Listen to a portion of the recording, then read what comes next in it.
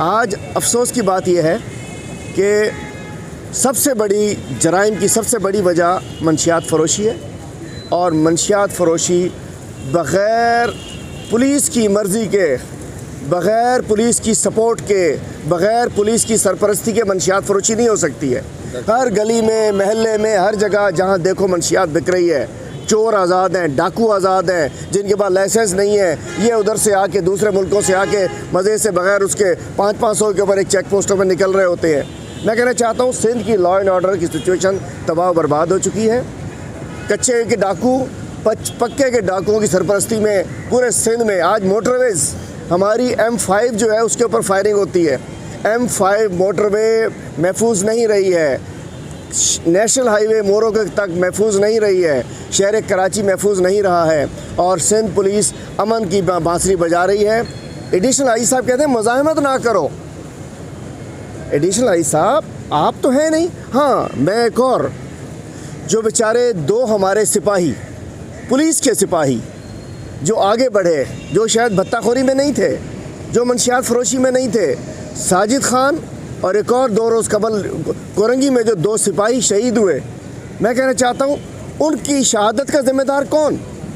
Police के सिपाही वर्दी पहनी हुई थी, वर्दी हलाल करने के लिए वो आगे डाकुओं से, चूँकि आपकी 90% पुलिस तो सरपरस्त है मंशियात फ़रोशों की, 90% पुलिस सरपरस्त है इन डाकुओं की, लेकिन कुछ उसमें अच्छे लोग भी हैं, कुछ इस वर्दी के अंदर हमारे कौम को बचाने के लिए आगे बढ़ते हैं। तो 2 बेचारे पुलिस वाले शहीद हुए हमारे कराची पुलिस के, मैं उनको सलाम भी पेश करता हूं, और मैं पूछना चाहता हूं उनकी शहादत का ज़िम्मेदार कौन?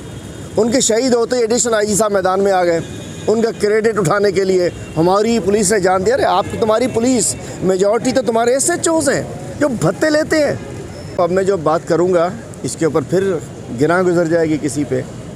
गुज़िश्ता रोज़ एक 18 साला बच्ची, एक कराची की बेटी, इस सूबे की बेटी, डाकुओं की गोलियों से अपने घर की दहलीज़ पर, अपने घर के कमरे के बाहर कत्ल कर दी गई। ज़िम्मेदार कौन? अभी आज सुबह को एक नामालूम गोली एक बालकनी में एक ख़ातून को लग गई, जाकर ख़ातून कत्ल हो गई।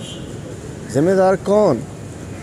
NED यूनिवर्सिटी का नौजवान बिलाल सलीम होटल पे गेट के बाहर, मादर इल्मी के गेट के बाहर कत्ल कर दिया जाता है।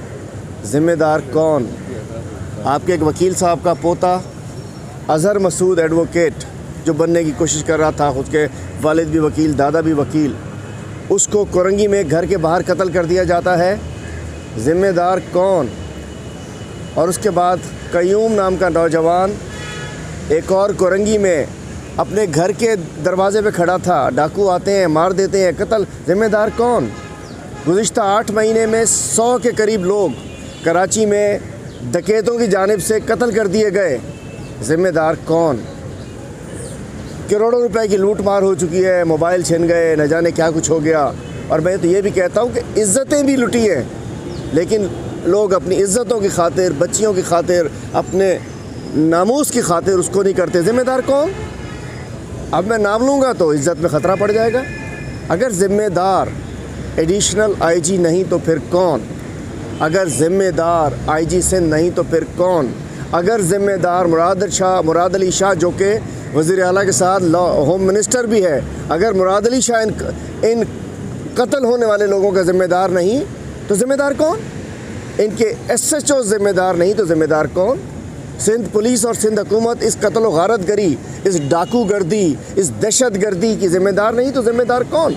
हम में से कोई ज़िम्मेदार नहीं है भाई। ज़िम्मेदार मुराद अली शाह है, ज़िम्मेदार IG सिंध है, ज़िम्मेदार एडिशनल IG कराची। इसलिए